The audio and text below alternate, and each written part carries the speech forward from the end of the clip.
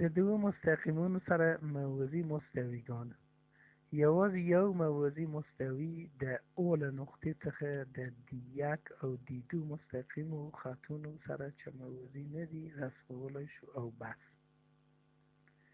دلته دی یک دی دو مد نظر نیسو، یو مستقیم خط د او د نقطې څخه و دی یک ته موازي رسم کوو او د دی دو سره بل مستقیم خط چې په ژړ رنګ ښودل شوي دی د دی دو سره رسم کوو.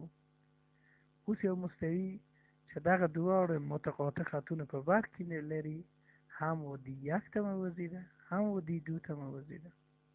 بس خلاص که دی یو او دی دوه سره موازي وي نو له هغوی سره موازي خطونه یو په بل منطبق دي. دی یو په مد نظر نیسو، معلوم دار د او څخه و دی یک ته دی یو ته یو موازي رسم کوو او د او څخه بیرته و دی دو ته یو موازي رسم کوو. څرنګه چې دغه خطونه چې د او له نقطې څخه تیریږي دی یو او دی دو سره موازي دي، لہذا دغه دواړه هم د دی یو او دی دو سره موازي دي، بنا پر دې یو پر بل باندې منطبق دي. په فضا کې متعامد یا ولاړې مستوي او مستقیمونه. د دلتا یو مستقیم هغه وخت د پی پر مستوي عمود واقع کیږي چې ټول هغه مستقیمونه چې د پی په مستوي کې واقع دي د پی د مستوي او د دلتا د کرښې د تقاطع نقطې څخه تیر او د دلتا پر مستقیم عمود وي، او دا په دې توګه وړاندې کوو. قضیه که د یو مستقیم پر دوو مستقیمونو چې دغه د کرښې د او په نقطه کې قطع کړی وي عمود واقع شي، نو پر ټول هغه مستقیمونو چې د دغه دوو متقاطعو مستقیمونو په مستوي کې واقع وي او د او له نقطې څخه تیریږي عمود دی. ثبوت یې واضح ده. داسې مستوي پی مد نظر نیسو چې دا دواړه متقاطع خطونه په بر کې لري، او بل مستقیم مد نظر نیسو چې بیا په پی کې واقع وي یا په سور رنګ ښودل شوي دي. ای و زبر د پی د مستوي په دواړو خوا پر دلتا باندې داسې تاکو چې او ای او او زبر یو د بل سره مساوي وي، یعنی دغه ای او زبر متناظر وي. اوس یو متقاطع خط مد نظر نیسو چې ایکس او او وای او په نقاط بی او سی قطع کوي. البته دغه بی سی خط زید او په ام سره قطع کوي. دا نقاط چې سره وصل کو څرنګه چې ای ده دغه ای او بی سره متساوی الفاصله دي او ای زبر د ای او بی سره متساوی الفاصله دي، دلته دوه مثلثونه تشکیل کیږي چې متساوی الساقین دي او په دې لحاظ مثلث ای ام ای زبر هم متساوی الساقین دي. بنابر دې نقطه ام د ای او ای زبر سره متساوی الفاصله ده، لہذا هلته یو مثلث تشکیل کیږي چې دغه مثلث یعنی ام ای او ام ای زبر سره مساوی فاصله لري. بنابر دې ام او هم میانه مثلث ده، مثلث ده ام ای زبر ده، هم ارتفاع دغه مثلث ده. د دې ځای نه واضح لیدل کیږي چې ام او پر ای زبر باندې عمود ده، یعنی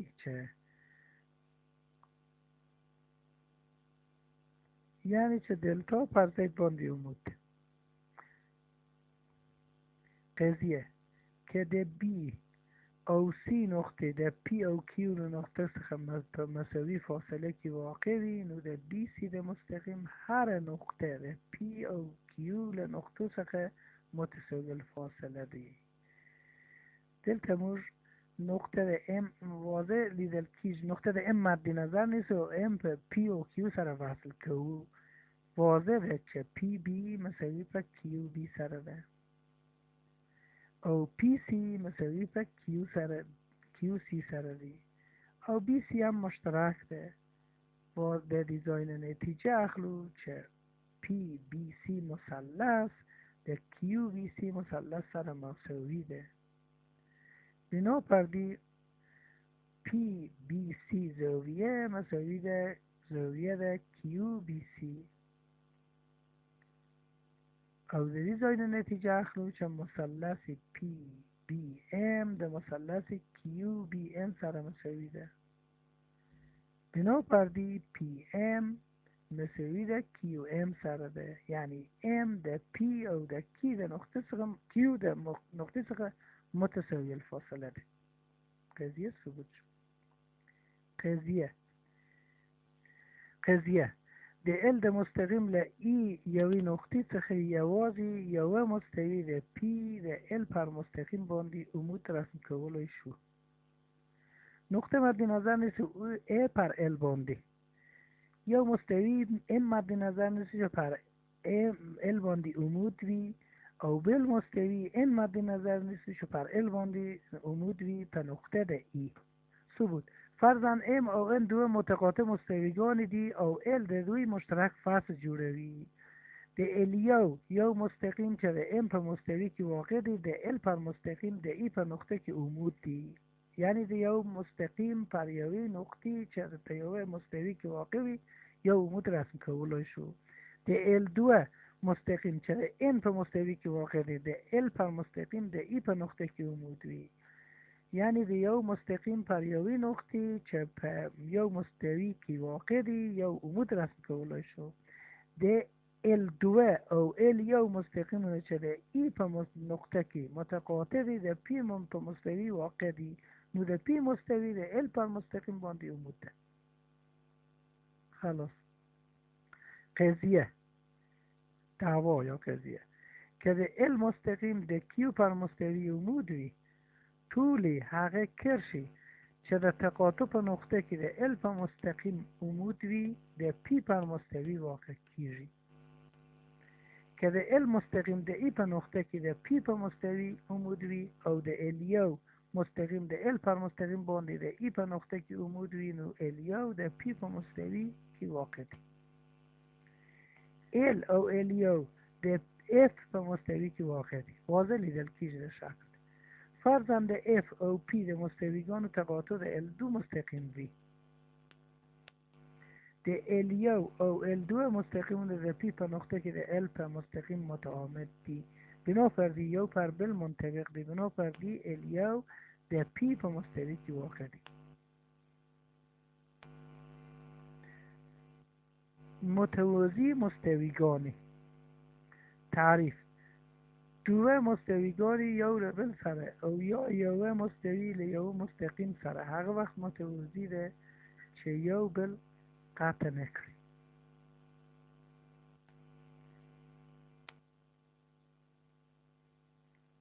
دعوا د پی یو او پی دو موازی مستویگانی د پی مستوی قطع کوي که د پی او پی یو تقاطع په ال یو او د پی او پی دو تقاطع په ال دو سره وشي د دې ځای نتیجه کیږي چې ال یو موازی د ال دو ده ثبوت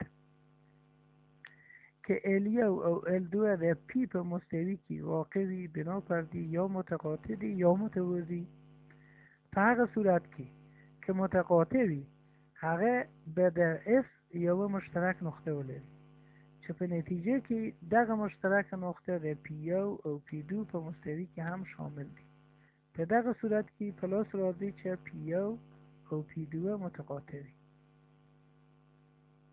دعوا که پی یو موازی دی د پی دو سره او پی یو پر ال باندې عمود وي نتیجه اخلو چې ال پر پی دو همچنین عمود دی د ال کرشه او د ا نقطه د پی په مستوی کې واقع ده د پی مستوی د پی یو او پی دو مستویگانه د L1 او L2 مستقیم په امتداد قطع کوي. L1 موازی د L2 L پر P1 عمود ده، L پر L1 عمود ده، L پر L2 عمود ده، په نتیجه کې L پر P2 عمود ده. واضح به شکل نه لیدل کیږي. دلته واضح لیدل کیږي چې درې خطونه L1 L2 او L په یو مستوي کې موقعیت لري، په نارنجي مستوي کې موقعیت لري. برعکس که دو مستویگانی په عین خط عمود وي یو له بل سره موازي دي دغه دو مستویگان. دغه هم د شکل نه لیدل کیږي. دعوا که دو کرښې پر یوه مستوي عمود وي خپل منځ کې موازیګانې دي. دلته P1 مستوی ده، L1 او L2 یو د بل سره موازیګانې دي. L1 او L2 خطونه د P مستوی کې واقع دي. فرض کړئ د دغه خطونو د تقاطع محل د P له مستوی A او B نقاط دي. د AB قطع خط هم پر L1 او هم پر L2 عمود وي، بنابر دې دواړه خطونه موازي دي. او د دغه شکل نه لیدل کیږي. L1 او L2 د پر نارنجي مستوی باندې یعنی Q شامل دي. دو وجهی زاویه که دو کرښې یو بل سره قطع کوي څلور زاویې جوړیږي، چې دغه څلور زاویې دوه په دوه متقابل راس ویل کیږي. دو وجهی زاویه یا دو مستوی په فضا کې یو له بل سره قطع کړي څلور شکل منځته راځي، چې هر یو شکل یوه دو وجهی زاویه جوړوي. یوه دو وجهی مسطحه زاویه د یوه دو وجهی مسطحه زاویه هغه زاویه ده چې یو عمود مستوی او د یو دو وجهی زاویه مشترک فصل یا خط الرأس د تقاطع نه منځته راځي. په دې شکل کې لیدل کیږي پر شین مستوی باندې یو زاویه جوړیږي چې هغه زاویه اصلا د دو وجهی زاویه وسط ده چې هلته ښودل کیږي. یوه دو وجهی مسطحه زاویه مو وښودل، دلته لیدل کیږي په شکل. دعوا که د L مستقیم د P1 پر مستوی عمود دي، د P2 په مستوی چې د L کرښه پکې واقع وي د P1 پر مستوی همچنین عمود دي. فرضاً MN د P1 او P2 مشترک فصل دي او AB کرښه د L د تقاطع د A په نقطه کې پر MN عمود رسم شي، نو AB پر L باندې عمود دي، ځکه چې AB او L د A په نقطه کې د MN په کرښه عمود دي. دلته د شکل نه واضح لیدل کیږي. په واقعیت کې AB د MN او L په خطونو باندې د P2 په مستوی کې عمود دي او په نتیجه کې P2 په مستوی کې عمود وي. له بل طرف د AB قطع خط په P2 عمود دي، بنابر دې هر مستوی لکه P1 چې د L په خط کې شامل دي د P2 په مستوی کې عمود دي. درې وجهی هغه شکل ته وایي چې د دریو مستقیمو خطونو څخه چې د درې په درې په یو مستوی کې واقع نه وي جوړ شوي وي. درې وجه لري، یعنی درې صفحې لري. یو وجه آبی رنگ او بل وجه شین رنگ او دریم وجه نه لیدل کیږي. ځکه قایم درې وجهی، طبعا قایم درې وجهی هغه درې وجهی ده چې خط الرأسونه یو پر بل باندې عمود وي. په شکل کې لیدل کیږي واضح. دلته یو وجه شین ده، بل وجه نارنجی ده، بل یې آبی ده. هرم که R د هرم قاعده او V د هرم رأس سره ښودل شوي وي، د هرم قاعده د څو ضلعي یعنی مثلث، څلور ضلعي، پنځه ضلعي، شپږ ضلعي او داسې نور کیدای شي جوړ شوي وي او د هرم راس یوه نقطه وي چې د قاعدې له مستوي څخه بهر واقع وي پکې وي د هرم راس او A B C D E د هرم قاعده جوړوي لکه چې په دې شکل کې لیدل کیږي. دلته H د هرم ارتفاع ویل کیږي چې موږ په شکل کې وینو چې د راس او د مستوی ای مسافه ده عمودی فاصله. دعوا د یو مثلث القاعده هرم افقی مقطع یو مثلث ډول ساحه ده چې د هرم د قاعدې ته مشابه دي که H د هرم ارتفاع او K د مقطع ارتفاع د هرم له راس څخه وي د مقطع مساحت د قاعدې په پراخوالي کې له ضرب څخه عبارت دی له K مربع پر H مربع. دلته واضح لیدل کیږي چې دغه دوه مثلثونه یو د بل سره مشابه دي او بنا پر دې اضلاع د دوی متناسب دي او تناسب هم واضح لیدل کیږي چې مساوي په K سره ده په K پر H سره ده. په همدې ډول نور اضلاع یو د بل سره متناسب دي. A زبر P زبر پر A P B زبر P زبر بر B P C زبر P زبر بر C P مساوی پر K پر H ده.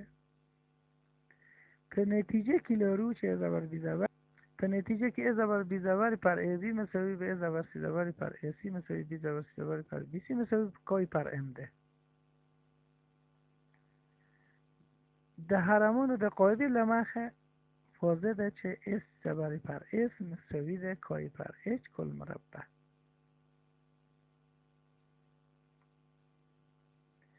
که چیرې د دلتا مستقیم کرښه په فضا کې داسې حرکت وکړي چې په ټولو حالتونو کې د دلتا له ثابته خط سره موازي وي او د A B C D E د څو ضلعي سره چې د A B C D E مستوي چې ورسره موازي نه وي د خپل حال پاتې شي د دلتا له حرکت څخه سطح منځته راځي چې د منشور سطح په نامه یادیږي. د مستقیم کرښې ته مولد او د A B C D E څو ضلعي ته د حدي د دلتا موقعیت ته چې د A B C D له نقطو څخه برابر وي د منشور سطح د خط الراس او هغه سطح چې د خط الراسونو په منځ کې واقع وي د منشور سطح د جانبي حجم په نامه یادیږي. که دوه موازی مستویگانی چې د منشور سطح له خط الراسونو سره موازي نه وي او د منشور سطح قطع کړي دوه مساوي څو ضلعي منځته راځي. په شکل کې ډېر جالب لیدل کیږي. منشور اوس نو منشور دقیق تر تعریف کوو. هغه جسم ده چې په یوې منشوري سطح یې د دوه موازي مقطع په واسطه محدود شوی وي د منشور په نامه یادیږي. د منشور جانبي سطح د منشوري سطح هغه برخه ده چې د متوازي قاعدتین په منځ کې واقع وي د منشور جانبي سطح یې بولي. په هر منشور کې خط الراسونو سره مساوي وي ځکه چې که د منشور قاعده مثلث څلور ضلعي پنځه ضلعي او n ضلعي وي نو دې منشور ته درې اړخیزه څلور اړخیزه پنځه اړخیزه او n اړخیزه وایي. د منشور ارتفاع د منشور ارتفاع عبارت د مسافه بین د قاعدتین. قایم منشور که د منشور خط الراسونه د مستوی پر قاعده باندې عمود وي منشور قایم ویل کیږي. که د منشور خط الراسونه د مستوی پر قاعده باندې عمود وي دغه ډول منشور ته قایم وایي. په دې ډول د منشور جانبي وجود ته د مستطیل غوندې ده او د منشور ارتفاع د منشور د ټولو خط الراسونو له اوږدوالي سره مساوي وي. د منشور جانبي مساحت معلوم دار هغه څو ضلعیگانی چې د منشور احاطه کوي او د منشور جانبي سطح ویل کیږي، البته بیل قاعده تین څخه. د منشور جانبی مساحت معلوم دار که چیری مش سوزولیگانی هغه سوزولیگانی مد نظر ونیسي منشور د جوانب څخه احاطه کوي، هغه مساحت عبارت د جانبی منشور مساحت ده. د منشور کلی مساحت عبارت ده د منشور د جانبی مساحت جمع د مساحت د قاعدتینی. متوازی سطوح هغه منشور چه قاعده متوازی الاضلاعی متوازی سطوح ویل کیږي. البته متوازی سطوح معلوم دار 5 سطح لري چې هر سطح یو متوازی الاضلاعی. هر متوازی سطوح د 6 وجوه اتو راسونو د او لس خط راسونو 4 قطرونو لرونکي دي. هر دو سطحی چې مشترک نقطه ونه لري د متوازی سطوح متقابل سطحی جوړوي. په متوازی سطوح کې دو متقابل سطح قاعده فرض کولی شو. په هر متوازی سطوح کې خط راسونه 4 په 4 مساوي او موازي وي. د متوازی سطوح 4 قطرونه یو له یوې نقطې څخه تیریږي او یو په بل نیمایي کوي. د 4 قطرونو د تقاطع د نقطو ته د متوازی سطوح مرکز ویل کیږي. دا ټول اجزاوی په دې شکلونو ښودل شوي دي. مکعب مستطیل یو قائم متوازی سطوح ته چې قاعده مستطیل وي مکعب مستطیل ویل کیږي.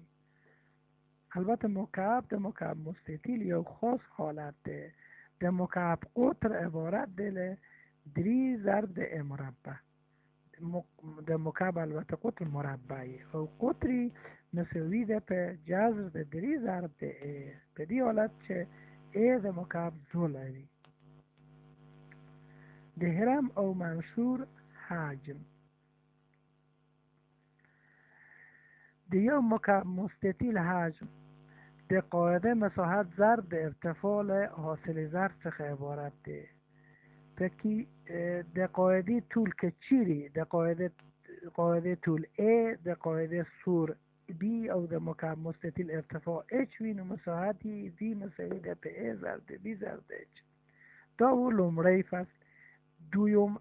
لومړی اصل. دویم اصل چې د اصل کاوالی په نامه یادیږي وایي چې په یوه مستوی کې دوه جسم ورکړل شوي وي که موازی مستوی د قاعده مستوی ته رسم شي او نوموړي جسمونه داسې قطع کړي چې مساوي مساحت ولري، نوموړي اجسام مساوي جسمونه تشکیلوي. په شکل کې لیدل کیږي یو دو منشوری او یو استوانه وي. ټول د لاندې او باندې مستویگان یو د بل سره موازی وي. د اصل کاوالی په مد نظر نیولو سره د دوی حجم یو د بل سره برابر. د هرم او منشور حجم دلته هم دو اصلونه لرو. لومړی اصل د یو مکعب مستطیل حجم د قاعده مساحت ضرب د ارتفاع حاصل ضرب څخه دی. 10 د یو هرم حجم چې مثلث شکل قاعده ولري د هغې ارتفاع سره د قاعده د دریم برخې حاصل ضرب وي. یعنی دلته یو جالب ارتباط د منشور او هرم ترمنځ موجود دی. یعنی د یو هرم حجم دریم برخه د منشور حجم ده چې یو ارتفاعی ولري. 10 حجم یو هرم چې قاعده مثلثی وي مساحت وي مساوی ده ثلث قاعده ضرب د ارتفاع.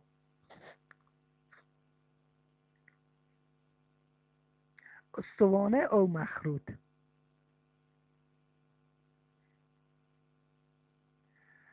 استوانه هغه جسم ده چې سطحی لاندنی سطحی مقطعی دغه دایروی وي. نیست